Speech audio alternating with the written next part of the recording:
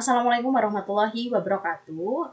Nama saya Fitri Rahma dengan NIM E97219096 dari Prodi Tasawuf dan Psikoterapi kelas F3. Di sini saya akan mempresentasikan hasil penelitian saya mengenai Tarekat Naksabandia Khalidiyah di Yayasan Pesantren Ahlus Safa wal Wafa, Simo Ketawang, Wonoayu.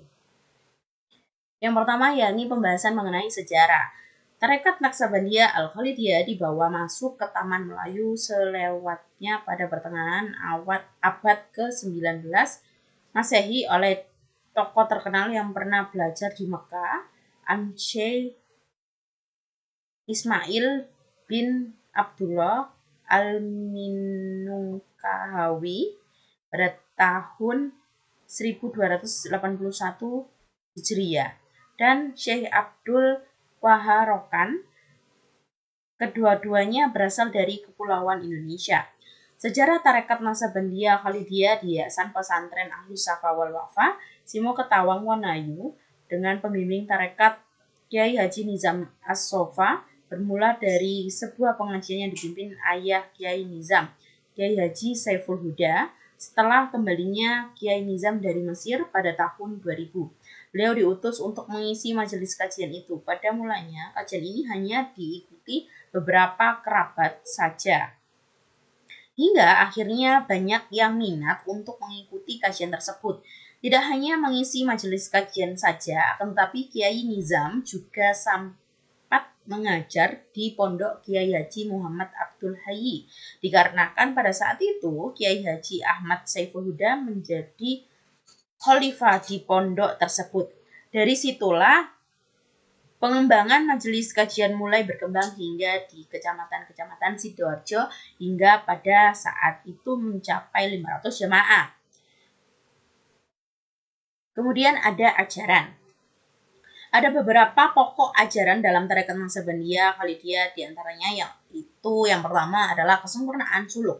Suluk adalah inti ajaran dalam Tarekat Naksabandia, di mana seorang salik akan mendapatkan manfaatnya ketika mematuhi adab-adab yang telah ditetapkan dalam suluk.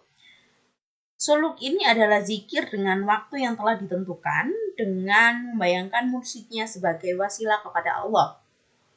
Yang kedua ada adab kepada mursyid. Hubungan antara mursyid dengan murid adalah sebuah hubungan antara Rasul dengan para sahabat, sehingga ada beberapa peraturan yang sangat mengikat yang wajib diikuti. Dan yang terakhir ada zikir. Zikir adalah satu keharusan dan dilakukan dengan bersama sebagai sarana untuk mendekatkan diri kepada Allah. Zikir menempati sentral amalia jiwa hamba Allah yang beriman.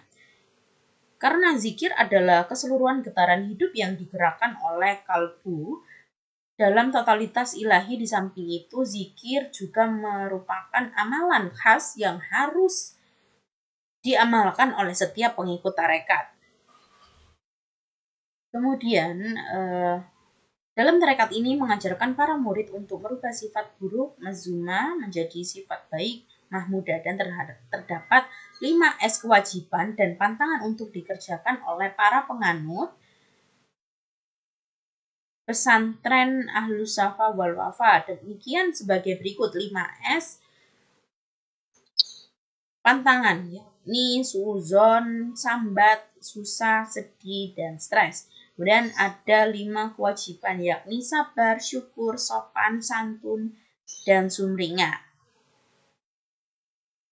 Tradisi. Menurut informasi yang didapatkan dari jamaah di dalam Tarekat Naksabandia, mengadakan kajian pada hari Rabu, Jumat, dan Ahad pagi. Boleh diikuti dari kalangan luar atau bukan pengikut tarekat. Selain itu, dalam tarekat ini mengajarkan para murid untuk merubah sifat buruk menjadi sifat baik. Nah, itu tadi beberapa pembahasan mengenai penelitian yang saya lakukan di Pondok Pesantren Ahlus Safa wal Wafa, Simo Ketawang, Sidoarjo. Sekian dari saya. Wassalamualaikum warahmatullahi wabarakatuh.